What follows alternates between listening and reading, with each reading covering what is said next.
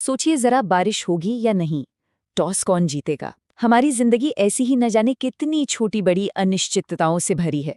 लेकिन क्या हो अगर हम इस शायद को, इस मौके को नाप सके।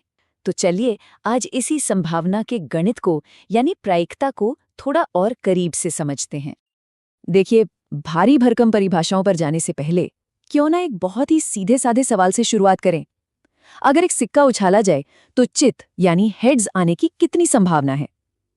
ये सवाल सुनने में तो बहुत आसान लगता है, पर इसका जवाब ही हमें संभावना की पूरी दुनिया का रास्ता दिखाएगा।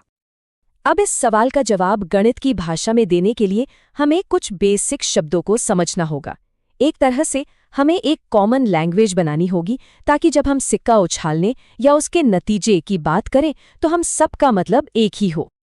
तो चलिए, ये जो सिक्का उछालने का इतना सिंपल सा काम है ना, इसी को थोड़ा खोलकर देखते हैं और समझते हैं कि इसके पीछे का आइडिया आखिर है क्या।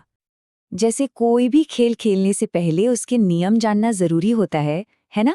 ठीक वैसे ही संभावना की इस दुनिया को समझने के लिए भी हमें इसके कुछ खास शब्द, मतलब कि इसके खेल के नियम पता होने चाहिए। तो सबसे पहला और सबसे जरूरी शब्द है प्रयोग। अब संभावना की भाषा में प्रयोग का मतलब है कोई भी ऐसा काम, कोई भी एक्शन जिसका नतीजा हमें पहले से पक्का पता ना हो। बस यहीं से सारा खेल शुरू होता है। जैसे मान लीजिए सिक्का उछालना, ये एक प्रयोग है क्योंकि हमें नहीं पता हेड्स आएगा या टेल्स। या फिर पासा फेंकना, ये भी एक प्रयोग ही हुआ।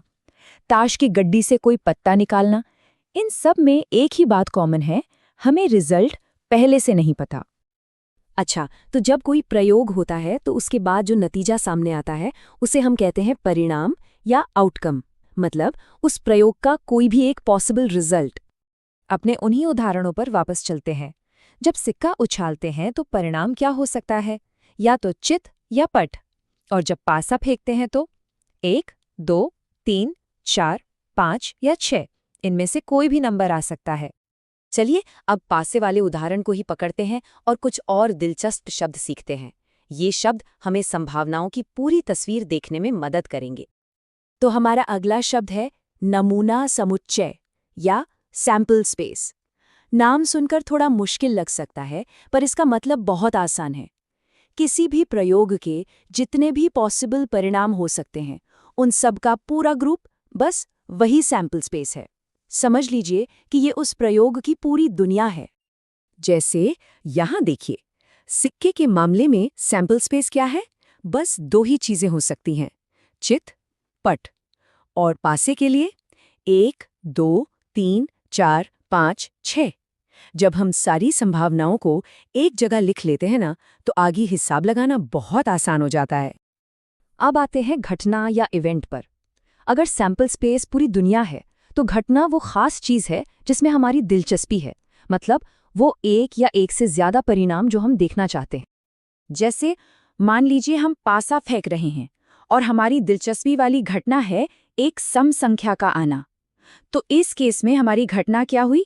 वो हुई 2, 4, 6। और ध्यान दीजिए, ये तीनों नंबर हमारे सैंपल स्पेस का ही हिस्सा हैं। तो ठीक है, अब जब हम सारे जरूरी शब्द सीख चुके हैं, सारे नियम जान चुके हैं, तो अब वक्त आ गया है उस टूल को देखने का, उस फॉर्मूले को जो हमें चांस को, संभावना को नंबरों में बदलने की ताकत देता है।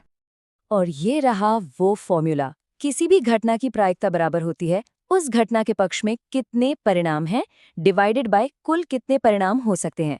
आसान भाषा में कहें तो हम जो चाहते हैं उसे उन सभी चीजों से भाग दे दीजिए जो हो सकती है, बस।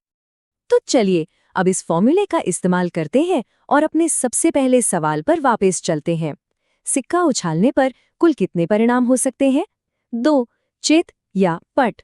अच्छा, और हमारे पक्ष में कितने हैं? मतलब हम क्या चाहते हैं? चित, जो कि सिर्फ एक है, तो प्रायिकता हुई 1/2। और ये रहा हमारा जवाब, 1/2। एक सिक्के को उछालने पर चित आने की संभावना 1/2 होती है। देखा, हमने गणित का इस्तेमाल करके एक अनिश्चितता को एक पक्के नंबर में बदल दिया। प्रायिकता जो है ना, वो हमेशा एक स्केल पर काम करती है, एक रेंज के अंदर। ये हमें बताती है कि कोई चीज होने की कितनी गुंजाइश है। तो आइए इस स्केल के दोनों सिरों को समझते हैं। और यहाँ एक बहुत जरूरी नियम है जो हमेशा याद रखना है। किसी भी घटना की संभावना हमेशा 0 और 1 के बीच ही रहेगी, न कभी 0 से कम, न कभी 1 से ज्यादा। और ये हैं उस स्केल के दो बिल्कुल आखिरी छोर। जब प्रायिकता 0 होती है तो उसे कहते हैं असंभव घटना, जैसे पासे पर 7 आना, ये हो ही नहीं सकता। और जब प्रायिकता 1 होती है तो वो है एक निश्चित घटना, जैसे पासे पर 1 से 6 के बीच का कोई नंबर आना, ये तो होकर ही रहेगा। तो अब जब हम ये बेसिक बातें जान गए हैं, तो क्या अपने आसपास की अनिश्चितता को देखने का नजरिया थोड़ा बदलता है? अगली बार जब कोई टॉस हो या किसी चीज का नतीजा आने वाला हो, तो क्या हम उसके पीछे की मैथ्स के बारे में सोच सकते हैं? असल में संभावना हर जगह है, बस उसे देखने की नजर चाहिए।